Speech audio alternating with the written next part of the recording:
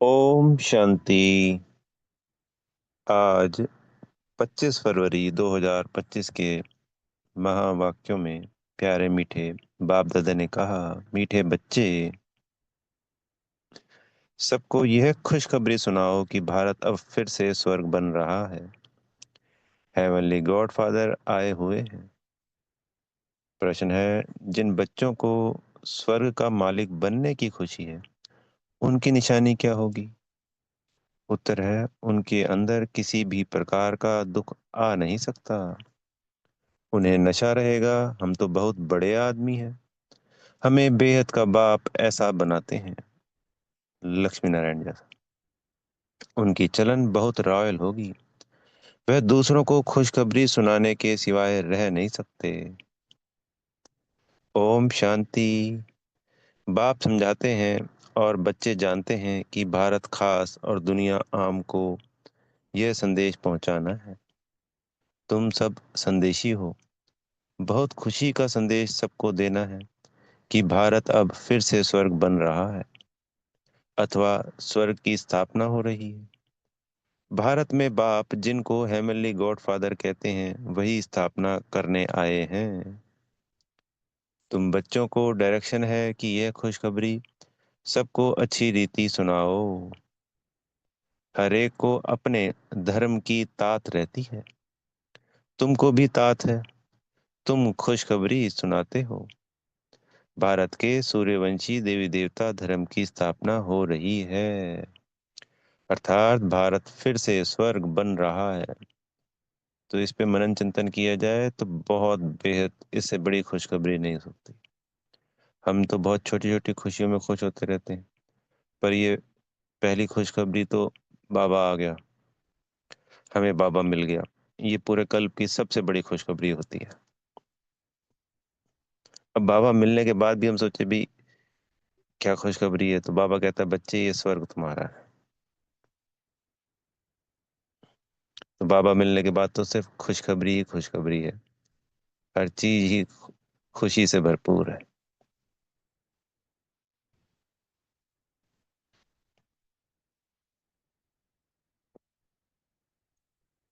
यह खुशी अंदर में रहनी चाहिए। हम अभी स्वर्ग के मालिक बन रहे हैं। जिनको यह खुशी अंदर में है, उनको दुख तो कोई भी किस्म का हो नहीं सकता। यह तो बच्चे जानते हैं। नई दुनिया स्थापन होने में तकलीफ भी होती है, अबलाओं पर कितने अत्याचार होते हैं। बच्चों को यह सदैव स्मृति में रहना चाहिए। हम भारत को बेहद की खुशखबरी सुनाते हैं, जैसे बाबा ने पर्चे छपवाए हैं, भाइयों बहनों आकर यह खुशखबरी सुनाओ। सारा दिन ख्यालात चलते हैं, कैसे सबको यह संदेश सुनाएं। बेहद का बाप बेहद का वर्षा देने आए हैं। इन लक्ष्मी नारायण के चित्र को देखकर तो सारा दिन हर्षित रहना चाहिए। तुम तो बहुत बड़े आदमी हो, इसलिए तुम्हारे इसलिए तुम्हारी कोई भी जंगली चलन नहीं होनी चाहिए। तुम जानते हो, हम बंदर से भी बदतर थे, अभी बाबा हमको ऐसा बनाते हैं, देवी देवता जैसा बनाते हैं, तो कितनी खुशी होनी चाहिए। परंतु वंडर है, बच्चों को वह खुशी रहती नहीं है, ना उस उमंग से सबको खुशखबरी सुनाते हैं। बाप ने तुमको मैसेंजर बनाया है, सबके कान पर यह मैसेज देते रहो। भारतवासियों को यह पता ही नहीं है कि हमारा आदि सनातन देवी देवता धर्म कब रचा गया, फिर कहाँ गया। अभी तो सिर्फ चित्र है और सभी धर्म है, सिर्फ आदि सनातन देवी देवता धर्म है नहीं। भारत में ही चित्र है, ब्रह्मा द्वारा स्थापना करते हैं। तो तुम सबको यह खुशखबरी सुनाओ, तो तुमको भी अंदर में खुशी रहेगी। प्रदर्शनी में तुम यह खुशखबरी सुनाते हो ना, बेहद के बाप से आकर स्वर्ग का वर्षा लो। यह लक्ष्मी नारायण स्वर्ग के मालिक है ना, फिर वह कहाँ गए? यह कोई भी समझते नहीं। इसलिए कहा जाता है, सूरत मनुष्य की और सीरत बंदर मिसल है। अभी तुम्हारी शक्ल मनुष्य की है, सीरत देवताओं जैसी बन रही है। तो अब हम पुरुषोत्तम संगम युग पे हैं। तो यहाँ पे शक्ल हमारी मनुष्यों जैसी और सीरत देवताओं जैसी बन रही है। तुम जानते हो, हम फिर से स्वर्गुण संपन्न बनते हैं। फिर औरों को भी यह पुरुषार्थ कराना है।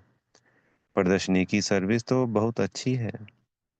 जिनको गृहस्थ व्यवहार का बंधन नहीं, वानप्रस्थी है अथवा विधवाएं हैं, कुमारियां हैं, उनको तो सर्विस का बहुत चांस है। सर्विस में लग जाना चाहिए।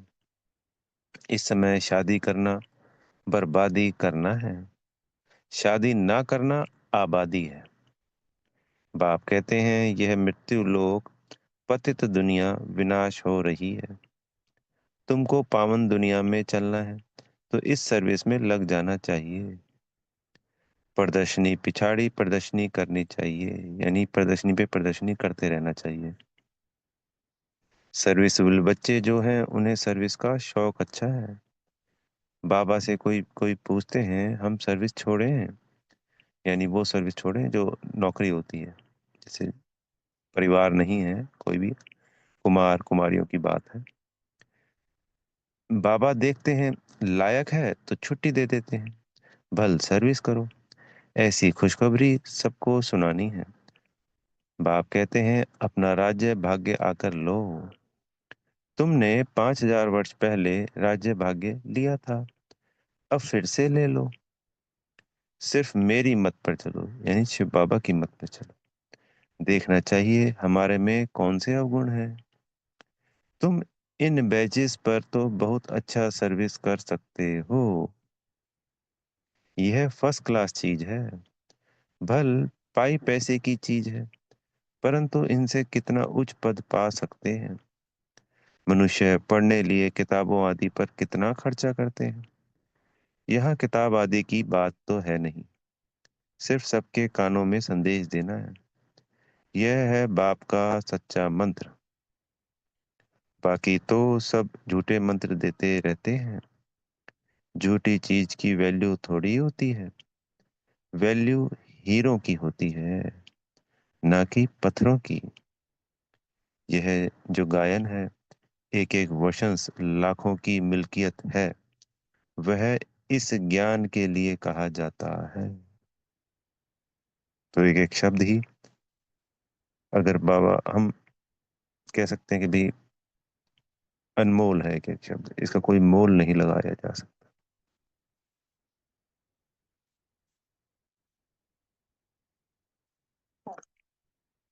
बाप कहते हैं, शास्त्र तो ढेर के ढेर है। तुम आधा कल्प पढ़ते आए हो, उससे तो कुछ मिला नहीं। अभी तुमको ज्ञान रतन देते हैं। तो जैसे एक एक एक डायमंड होता है ना, एक मतलब इस संसार में तो हम कह सकते हैं कोहिनूर ही सबसे वो है। तो इसका एक एक शब्द कोहिनूर से भी बड़ा रतन है।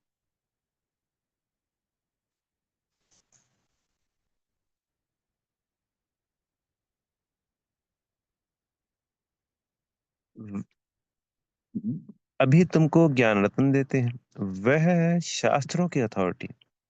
बाप तो ज्ञान का सागर है। इनका एक एक वर्षन लाखों करोड़ों रुपए का है।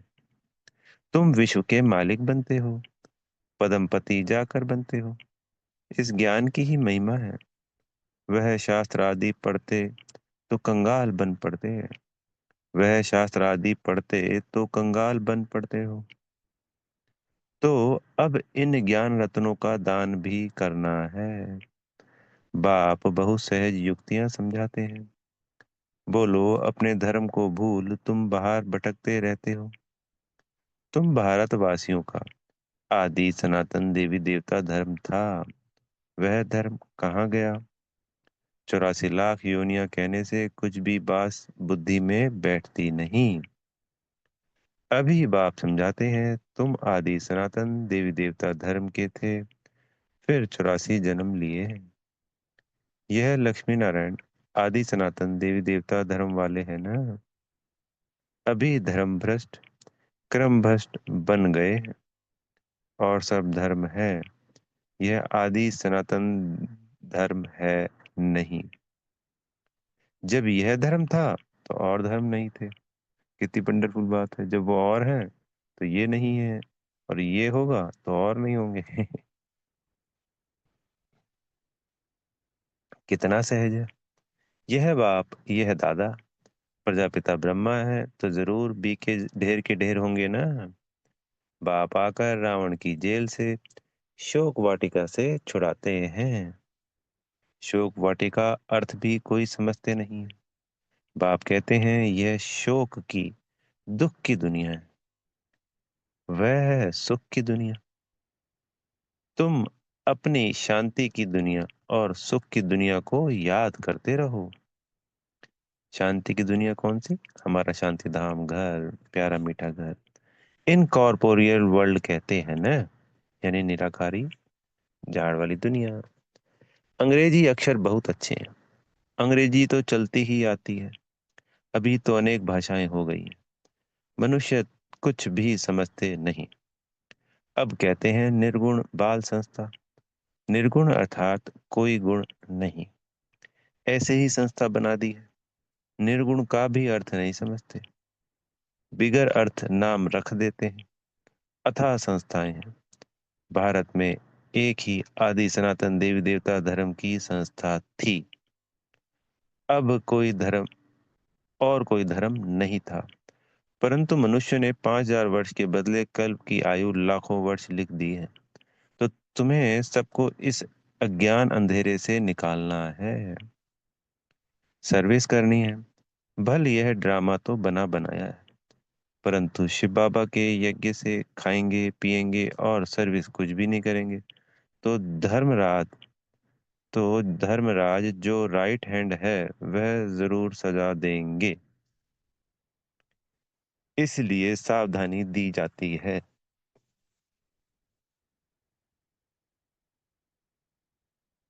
सर्विस करना तो बहुत सहज है। प्रेम से कोई को भी समझाते रहो। बाप के पास कोई कोई का समाचार आता है कि हम मंदिर में गए, गंगा घाट पर गए, सवेरे उठकर मंदिर में जाते हैं। रिलीजियस माइंडेड को समझाना सहज होगा। सबसे अच्छा है लक्ष्मी नारायण के मंदिर में सर्विस करना। अच्छा, फिर उन्हों को ऐसा बनाने वाला शिव बाबा है, वहां जाकर समझाओ। जंगल को आग लग जाएगी, यह सब खत्म हो जाएंगे, फिर तुम्हारा भी पार्ट पूरा होता है। तुम जाकर राजाई कुल में जन्म लेते हो। राजाई कैसे मिलनी है सो आगे चल पता पड़ेगा।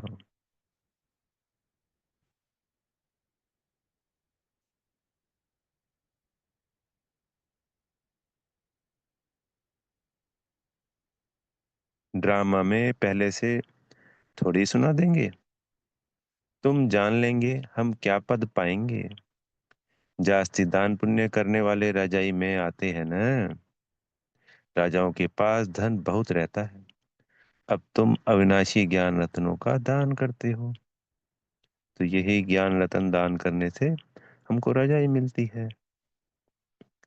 संसार में जब द्वापर और कलयुग में होता है तब वो स्थूल धन दिया जाता है दान में, तब रजाई मिलती है। और यहाँ पे भी ये क्या है ना, अभी के भाई एक एक रतन लाखों वर्षंस का है। तो ये रतन है, तो ये रतन हम दान करते हैं पुरुषोत्तम संगम युग पे, तो इससे हमें 21 जन्मों की रजाई मिलती है। तो वहाँ रतन दान करने से एक जन्म की मिलती है, और यहाँ ये ज्ञान रतन दान करने से 21 जन्मों की मिलती है। तो एक एक वर्षंस हुआ ना, अनमोल, जिसकी कोई कीमत लगा ही नहीं सकते।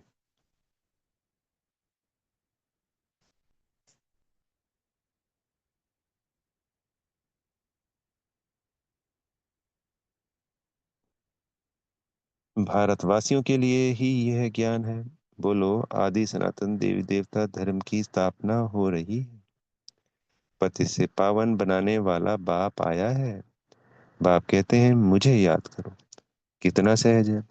परंतु इतनी तमोप्रधान बुद्धि है जो कुछ भी धारणा होती नहीं। विकारों की प्रवेशता है। जानवर भी किस्म किस्म के होते हैं। कोई में क्रोध बहुत होता है। हर एक जानवर का स्वभाव अलग होता है। किस्म किस्म के स्वभाव होते हैं दुख देने के। सबसे पहले दुख देने का विकार है काम कटारी चलाना। रावण राज्य में है ही इन विकारों का राज्य। बाप तो रोज समझाते रहते हैं। कितनी अच्छी अच्छी बच्चियां हैं, बेचारी कैद में है, जिनको बांदेली कहते हैं। वास्तव में उनमें अगर ज्ञान की पराकाष्ठा हो जाए तो फिर कोई भी उनको पकड़ ना सके। परंतु मोह की रग बहुत है। सन्यासियों को भी घर बार याद पड़ता है।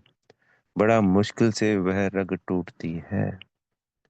अभी तुमको तो मित्र संबंधियों आदि सबको भूलना ही है, क्योंकि यह पुरानी दुनिया ही खत्म होने वाली है।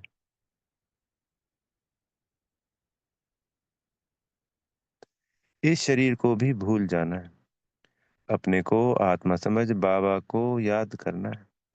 पवित्र बनना है। 84 जन्मों का पाठ तो बजाना ही है। बीच में तो कोई वापस जा ना सके। अभी नाटक पूरा होता है।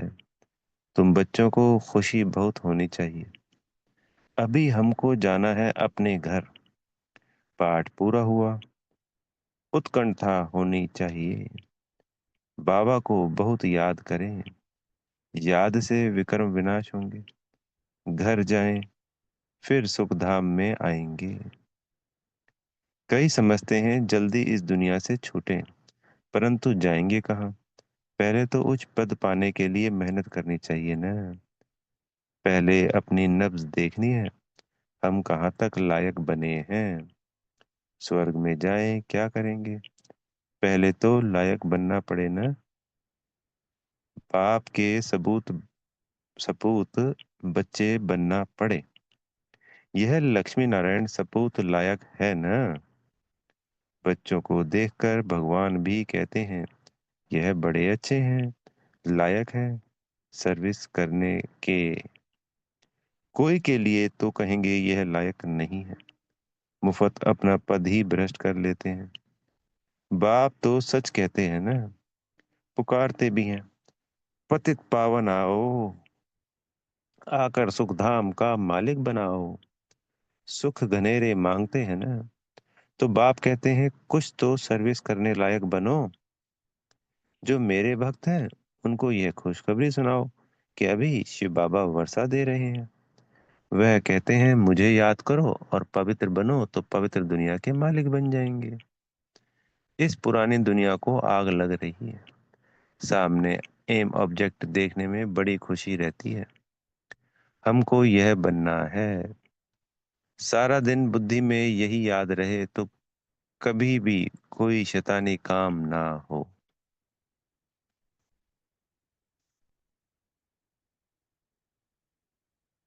हम यह बन रहे हैं, फिर ऐसा उल्टा काम कैसे कर सकते हैं। परंतु किसकी तकदीर में नहीं है तो ऐसी ऐसी युक्तियां भी रचते नहीं। अपनी कमाई करते नहीं। तो बाबा आज हमें हमारी कमाई पे याद ध्यान दिला रहे हैं। तो जब रतन होते हैं, जो धन होता है, तो धन का सदुपयोग करके उससे कमाई की जाती है, उसको और बढ़ाया जाता है। तो ऐसे ही हमें बाबा ने ये धन दे दिया है। जैसे बच्चे को कहते हैं ना व्यापार करने के लिए, व्यापार करो तो धन दिया जाता है। तो बाबा ने हमें ये धन दिया है। अब ये इन ज्ञान रत्नों का व्यापार करके हमें इसको बढ़ाना है अपने खाते। वहां तो स्थूल जो धन है वो तो परिवार में होता है, बच्चों के लिए होता है, खर्चा हो जाता है। ये ऐसी कमाई है जो अभी खर्च नहीं होती है। अभी तो सिर्फ जमाई जमा होती है, और वो भी सिर्फ और सिर्फ अपने स्वयं के लिए। और वो भी 21 जन्मों के लिए तो पूरी पूरी है। पर बाकी के 63 जन्मों में भी ये कमाई हमारे काम आती है कहीं ना कहीं। ये रतन मान लीजिए, जो धन है स्थूल धन वो नहीं भी रहता तब भी द्वापर में भी धन है, स्थूल धन भी है। और वो जो ज्ञान है जिससे हम अच्छा जीवन जी सकते हैं ज्ञान के आधार पर, तो वो ज्ञान हमारे साथ द्वापर और कलयुग में भी बना रहता है। तो ये वाकई में अनमोल रतन। कमाई कितनी अच्छी है, घर बैठे सभी को अपनी कमाई करनी है और फिर औरों को करानी है। घर बैठे ये सुदर्शन चक्र फिराओ, औरों को भी सुदर्शन चक्रधारी बनाना है। जितना बहुतों को बनाएंगे उतना तुम्हारा मर्तबा ऊंचा होगा। इन लक्ष्मी नारायण जैसे बन सकते, एम ऑब्जेक्ट ही यह है। हाथ भी सब सूर्यवंशी बनने में ही उठाते हैं। यह चित्र भी प्रदर्शनी में बहुत काम आ सकते हैं। इन पर समझाना है हमको। ऊंच से ऊंच बाप जो सुनाते हैं वही हम सुनते हैं। भक्ति मार्ग की बातें सुनना हम पसंद नहीं करते। यह चित्र तो बहुत अच्छी चीज है, इन पर तुम सर्विस बहुत कर सकते हो। अच्छा, मीठे मीठे सिक्के लदे बच्चों प्रति माता पिता बाप दादा का याद प्यार और गुड मॉर्निंग। रूहानी बाप की रूहानी बच्चों को नमस्ते। हम रूहानी बच्चों की प्यारे मीठे माता पिता बाप दादाजी को दिल व जान से, सिक व प्रेम से याद प्यार गुड मॉर्निंग और नमस्ते। धारणा के लिए मुख्य सार में पहला पॉइंट, अपनी नब्ज देखनी है कि हम कहाँ तक लायक बने हैं। लायक बन सर्विस का सबूत देना है। ज्ञान की पराकाष्ठा से बंधन मुक्त बनना है। दूसरा पॉइंट है, एक बाप की मत पर चलो, अवगुणों को अंदर से निकालना है। दुखदायी स्वभाव को छोड़ सुखदायी बनना है। ज्ञान रत्नों का दान करना है। सदगुरु जी से वरदान मिल रहा है, परीक्षाओं और समस्याओं से मुरझाने के बजाय मनोरंजन का अनुभव करने वाले सदा विजयी भव। इस पुरुषार्थी जीवन में ड्रामानुसार समस्याएं व परिस्थितियां तो आनी ही हैं। जन्म लेते ही आगे बढ़ने का लक्ष्य रखना और परीक्षाओं और समस्याओं का आह्वान करना।